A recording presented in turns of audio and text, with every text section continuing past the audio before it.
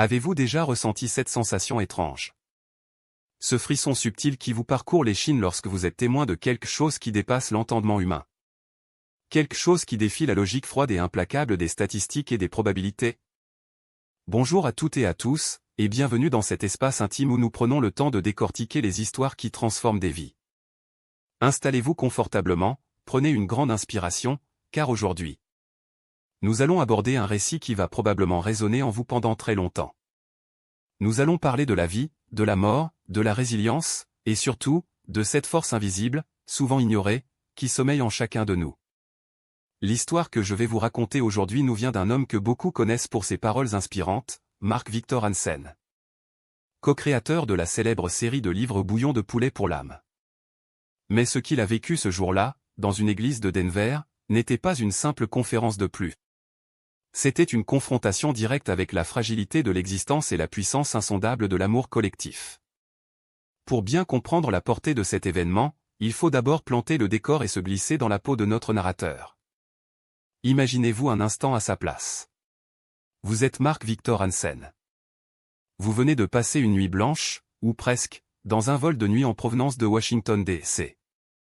L'air conditionné de l'avion, le bruit sourd des moteurs, le manque de sommeil, tout cela a pesé sur vos épaules. Vous atterrissez à Denver, dans le Colorado, épuisé, vidé de votre énergie physique. Pourtant, votre métier exige de vous l'excellence absolue. Vous êtes attendu à la My Light Church pour diriger 3 services consécutifs et animer un atelier de développement personnel. Le public vient pour vous, pour puiser dans votre énergie, pour trouver des réponses à ses propres doutes. C'est le paradoxe fascinant de ceux qui motivent les autres, ils doivent briller. Même lorsque leur propre flamme vacille sous le poids de la fatigue. Mark marche donc vers le lieu de l'événement, rassemblant ses dernières forces, se préparant mentalement à donner le meilleur de lui-même. Comme un acteur qui s'apprête à entrer en scène, laissant ses soucis dans les coulisses. C'est exactement dans cet état d'esprit, à la fois vulnérable et concentré, qu'il franchit les portes de l'église. Et c'est là que le destin, sous les traits du docteur Fred Vogt, vient à sa rencontre. Le docteur Vogt l'aborde avec une question qui semble banale de prime abord, mais qui porte en elle les germes d'un bouleversement imminent. Il lui demande s'il connaît la fondation Make-A-Wish, cette merveilleuse organisation caritative internationale. Connue en français sous le nom de Fais un vœu, dont la mission est de réaliser les rêves d'enfants atteints de maladies graves, souvent incurables. Mark, bien sûr, répond par l'affirmative. Tout le monde connaît cette fondation. On a tous en tête ces images poignantes d'enfants malades qui rencontrent leur super-héros préféré, qui passent une journée magique à Disneyland. Ou qui volent dans un hélicoptère de la police. Ce sont des moments de joie pure, arrachés aux griffes de la maladie, des parenthèses enchantées offertes à des familles épuisées par les hôpitaux. Les traitements et l'angoisse. Mais ce que le docteur Vogt s'apprête à lui révéler va bien au-delà de ces scénarios habituels. Il lui annonce qu'une jeune fille nommée Amy Graham vient d'être diagnostiquée avec une leucémie en phase terminale. Le verdict médical est tombé, brutal, sans appel, d'une cruauté absolue, les médecins ne lui donnent plus que 3 jours à vivre. 3 jours. 72 heures. C'est le temps qu'il vous faut pour planifier un week-end, pour lire un livre, pour vous remettre d'un rhume. Pour Amy, c'est tout ce qui lui reste de son existence. Et le docteur Vogt ajoute alors la phrase qui va faire basculer la réalité de Mark Victor Hansen, le vœu le plus cher d'Amy. Son ultime désir avant de quitter ce monde, n'est pas de rencontrer une star de cinéma ou d'aller dans un parc d'attractions. Son vœu, c'est d'assister à la conférence de Mark. À cet instant précis, essayons de ressentir le choc psychologique qui frappe Mark. Il décrit lui-même cet instant comme un vertige. Il est littéralement abasourdi. Un mélange complexe et tumultueux d'émotions l'envahit. Il y a, bien sûr, une pointe de fierté. Car savoir que son travail a un tel impact sur une vie humaine est la plus grande des récompenses pour un orateur. Mais cette fierté est immédiatement balayée par une vague d'effroi, de peur et d'incrédulité. Il n'arrive pas à y croire. Son esprit rationnel se rebelle. Pourquoi une adolescente, à l'aube de la mort, au moment où chaque seconde compte? Choisirait-elle de passer ses derniers instants à écouter un discours sur la motivation et le développement personnel? Que peut-on dire à une personne qui n'a plus d'avenir matériel? Comment parler d'objectifs, de réussite et de rêve à quelqu'un dont l'horizon se limite à quelques heures? La pression qui s'abat sur les épaules de Mark est écrasante. Il est soudain confronté à l'inutilité apparente de ses propres mots face à l'immensité de la mort. Ses pensées s'emballent, tourbillonnent, cherchant un sens à cette situation absurde et tragique. Et soudain, le fil de ses pensées est brutalement coupé. Le docteur Vogt prononce ces mots, « Voici ami ». Il prend la main de Mark et y dépose une autre main. Une main d'une fragilité extrême, faible, presque désincarnée. Mark lève les yeux et la réalité de la maladie le frappe de plein fouet. Devant lui se tient une jeune fille de 17 ans. À cet âge, on est censé dévorer la vie, faire des projets fous, rire à gorge déployée, tomber amoureux. Mais Amy porte les stigmates d'une guerre terrible qui se joue à l'intérieur de son propre corps. Elle porte sur la tête un foulard aux couleurs vives, rouge et orange. Une tentative dérisoire mais touchante de mettre de la couleur là où la chimiothérapie a tout effacé, cachant un crâne désormais dépourvu de cheveux. Son teint est d'une pâleur cadavérique, presque translucide, et son corps tout entier semble sur le point de se briser. Elle est l'incarnation même de la vulnérabilité extrême. Pourtant, malgré cette enveloppe charnelle dévastée, lorsque la jeune fille prend la parole, c'est une toute autre énergie qui se dégage d'elle. D'une voix que l'on imagine faible mais empreinte d'une détermination inébranlable, elle s'adresse à Mark. Elle lui dit qu'elle s'est fixé 2 objectifs majeurs dans la vie. Le premier, obtenir son diplôme d'études secondaires. Le second, assister à sa conférence. Elle lui explique avec une lucidité troublante que les médecins n'ont jamais cru qu'elle y parviendrait. Pour le corps médical, la science avait parlé. Son corps était trop affaibli, ses organes lâchaient, elle n'avait tout simplement plus l'énergie vitale nécessaire pour accomplir quoi que ce soit. Il l'avait d'ailleurs envoyée chez elle, auprès de sa famille, pour qu'elle puisse y vivre ses derniers instants dans la paix. Entourée de ses parents qu'elle présente alors à Mark. Ce moment de rencontre est d'une intensité rare. En écoutant Amy, Mark sent les larmes lui monter aux yeux. L'émotion lui serre la gorge, le privant presque de sa capacité à respirer. Il vacille, submergé par la puissance de ce qu'il est en train de vivre. Cette jeune fille, condamnée par la science, se tient debout devant lui, portée par la seule force de sa volonté. Par l'obsession de réaliser ses objectifs. C'est une leçon d'humilité fulgurante. Pour reprendre contenance, pour ne pas s'effondrer devant elle, Mark doit s'éclaircir la voix. Il force un sourire rempli de compassion et de respect infini, et lui répond que ses parents et elle seront ses invités d'honneur. Il la remercie du fond du cœur d'être venue. Dans un élan d'humanité pure, il s'étreigne. Une étreinte où les mots ne sont plus nécessaires, où seules les larmes partagées témoignent de la profondeur de l'instant. Ils essuient leurs larmes et se séparent temporairement, le temps que la conférence commence. Maintenant, penchons-nous sur ce qui va suivre. Car c'est ici que l'histoire bascule d'un récit tragique vers une exploration fascinante des capacités humaines. Mark Victor Hansen n'est pas seulement un orateur qui récite des phrases toutes faites. C'est un chercheur, un homme curieux qui a voyagé à travers le monde. Il a participé à d'innombrables séminaires et ateliers sur la guérison alternative et holistique. Des États-Unis au Canada, en passant par la Malaisie, la Nouvelle-Zélande et l'Australie, il a observé les plus grands guérisseurs à l'œuvre. Il n'a pas fait qu'observer d'ailleurs, il a étudié, écouté, analysé. Il a cherché à comprendre ce qui fonctionnait réellement au-delà de l'effet placebo, pourquoi certaines méthodes semblaient produire des miracles. Surtout, comment ces processus se déclenchaient. Il a accumulé une connaissance empirique sur la connexion entre le corps et l'esprit, sur l'énergie vitale qui circule en nous. Cette énergie que différentes cultures appellent le Qi, le prana, ou simplement la force de vie. Ce dimanche après-midi-là, alors qu'il se tient sur l'estrade, face à un millier de personnes venues l'écouter, Mark sait qu'il ne peut pas faire son discours habituel. La présence d'Amy dans la salle, au premier rang avec ses parents, change absolument tout. Il a devant lui une foule avide d'apprendre, désireuse de découvrir des capacités insoupçonnées en elle-même. La salle est pleine à craquer, l'atmosphère est chargée d'une attente électrique. Mark décide alors de dévier de son programme. Il s'adresse à son public avec une douceur et une gravité nouvelles. Il leur pose une question simple mais provocatrice. Aimeriez-vous apprendre un processus de guérison qui pourrait vous être utile tout au long de votre vie? La réaction ne se fait pas attendre. Depuis son pupitre, Mark voit une mer de mains se lever vers le ciel. L'unanimité est totale. L'être humain a cette soif intrinsèque de comprendre, de maîtriser son environnement et, surtout, de trouver des moyens de soulager la souffrance. la sienne et celle des autres. Face à cet engouement, Marc commence son enseignement. Il ne leur parle pas de théories complexes ou de rituels mystiques inaccessibles. Il leur propose une expérience physique, immédiate et tangible. Il demande à chaque personne dans la salle de lever les mains, de les frotter vigoureusement l'une contre l'autre pour créer de la friction. De la chaleur.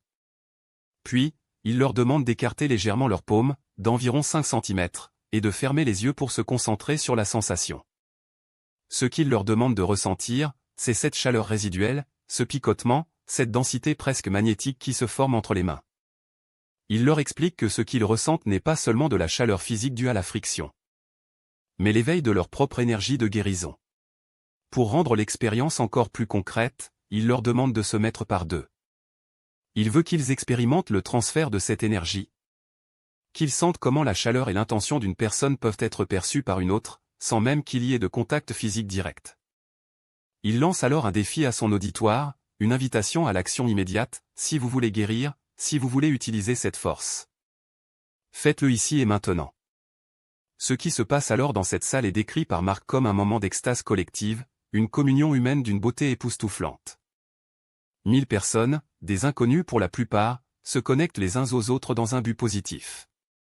Les barrières sociales, les différences, les préjugés et tout s'effacent devant cette expérience de connexion énergétique. Marc prend alors le temps d'expliquer sa philosophie. Il affirme avec conviction que chaque être humain sur cette terre possède en lui une énergie de guérison, une capacité innée à réparer et à soulager. Il précise que, bien sûr, chez environ 5% de la population, cette capacité est si développée, si puissante et si évidente qu'ils peuvent en faire leur profession, devenant des magnétiseurs, des guérisseurs ou des praticiens énergétiques. Mais le point crucial de son message, c'est que les 95% restants ne sont pas dépourvus de ce don. Il est simplement endormi, ignoré, étouffé par le scepticisme de notre société moderne. C'est à ce moment précis, alors que la salle entière baigne dans cette atmosphère de conscience élevée et de bienveillance vibrante, que Marc Abbas s'écarte. Il prend le micro, sa voix résonnant dans le silence respectueux de l'église, et déclare, « Ce matin, on m'a présenté Amy Graham. » Il raconte brièvement l'histoire de cette jeune fille de 17 ans, il parle de son courage inouï. Et il révèle à la foule que son tout dernier souhait, son vœu ultime sur cette terre, était d'être présente parmi eux aujourd'hui. L'impact de ces mots sur le public est immédiat. On peut imaginer les souffles coupés, les regards qui se tournent, l'empathie pure qui jaillit instantanément de 1000 cœurs en même temps. Marc poursuit, guidé par une intuition foudroyante, par un instinct de compassion qui dépasse la simple raison. Il dit à la foule, « Je veux faire monter Amy sur cette scène. Et je veux que vous tous, ensemble, vous lui envoyiez votre énergie de guérison naturelle. Peut-être que nous pourrons l'aider. Elle n'a rien demandé, elle n'a pas exigé cela. Je le fais de manière totalement spontanée, parce qu'au fond de moi, je sens que c'est ce qu'il faut faire, que c'est la chose juste. » La réponse du public est une explosion d'approbation. Un cri du cœur collectif s'élève de la salle, « Oui. Oui.